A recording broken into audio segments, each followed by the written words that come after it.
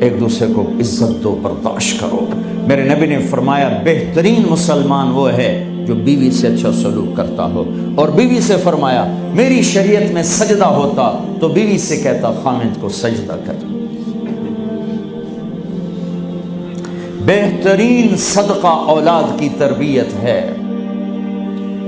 پورا گھر میرے نبی نے نقشہ، ہر ایک کی قیمت بتائی۔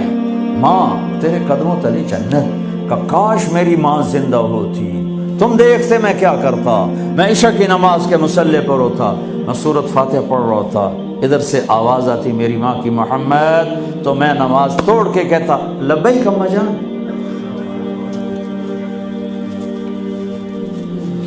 باپ کا تیرے جنت کا دروازہ ہے، باپ تیری جنت کا دروازہ ہے، کھولنا توڑنا نہیں، کھولنا توڑنا نہیں،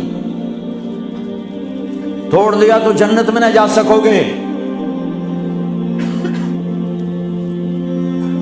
سب سے بہترین مسلمان جو بیوی سے اچھا سلوک کرے، سب سے بہترین عورت جو اپنے خامند کی منشا کو دیکھے۔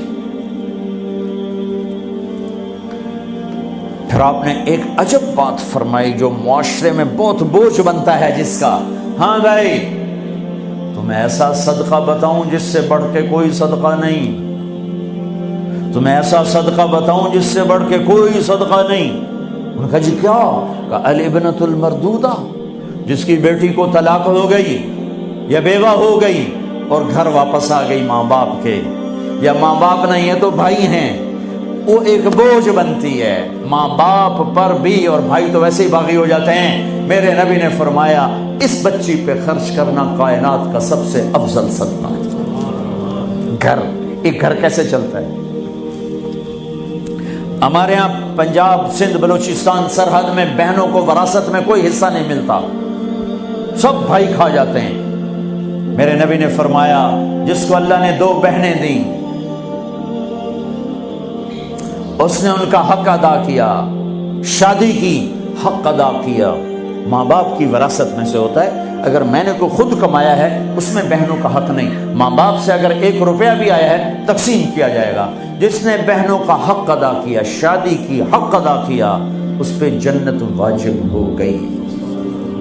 جس کو اللہ نے 3 بیٹیاں دی، اس نے ان کی ڈولی اٹھائی، وہ جنت میں میرے ساتھ یوں ہوگا۔ ایک بولے، اگر 2 ہوں، کہ جس نے 2 بیٹیوں کی شادی کی وہ بھی ایسے ہوگا۔ اللہ بھلا کرے۔ ایک صحابی کا، کہ جس کی 1 ہو، کہ جس کی 1 ہے، اگر اس نے اس کو عزت سے رخصت کیا تو وہ بھی میرے ساتھ ایسے ہی ہوگا۔ پھر کئی بچیوں کو طلاق پڑی ہے کہ اس کو بیٹا نہیں ہوتا۔ یہاں آنے سے پہلے کا واقعہ، پنڈی سے بچی رو رو برا حال اس کا، میں تو فون سنتا ہی نہیں ہوں ایسے کہ میرا تو کلیجہ پھٹ گیا ہے۔ ہے کہنے لگی کہ سسرال نے کہا تھا بیٹی ہوئی تو طلاق دے دیں۔ میں نے کہا اس میں میرا کیا قصور ہے، اور بیٹی ہی ہوئی اور مجھے طلاق پڑ گئی، اور میں گھر آ گئی 22 سال کی عمر میں۔ بیٹی دینے والا اللہ اور ظلم کرنے والا سسرال۔ میرے نبی کو اللہ نے بیٹے دے کے اٹھا لیے، قاسم اٹھا لیے، عبداللہ اٹھا لیے، ابراہیم اٹھا لیے، 4 بیٹیاں دی، 3 زندگی میں اٹھا لی، زینب، ام کلثوم، رقیہ، تینوں آنکھوں کے سامنے چلی گئیں۔ فاطمہ سے نسل چلی، آپ نے فرمایا لوگوں کی نسل بیٹے سے چلتی ہے، میری نسل میری بیٹی فاطمہ سے چلی۔ اس لعنت کو دھویا۔ عورت کا کیا قصور ہے اگر اس بیچاری کو بچیاں ہو رہی؟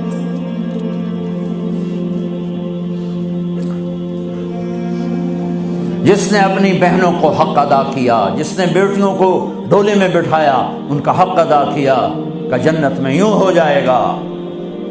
بہنوں کو دینا اتنا ضروری ہے، حرام ہو جاتی ہے روٹی۔ میں نے مولانا جمشید صاحب میرے استاد ہیں، میں نے ان سے تفسیر پڑھی۔ میں ایک دن شہد کی بوتل لے کر گیا، پرانی بات ہے 76-77۔ میں نے کہا حضرت یہ ہدیہ ہے۔ فرمایا کہاں سے لائے ہو؟ میں نے کہا میرے اپنے باپ کا ہے۔ فرمایا تیرے باپ نے اپنی بہنوں کو، تیرے باپ نے اپنی بہن یعنی میری پھوپھیوں کو، تیرے باپ نے اپنی بہنوں کو زمین میں سے حصہ دیا تھا؟ یہ سوال کیوں کیا؟ 10 روپے کی شہد کی بوتل تھی اس وقت، کہ اگر دیا تھا تو یہ میں لے لوں گا، اگر نہیں دیا تو پھر یہ حرام ہے، میں نہیں لوں گا، یہ مطلب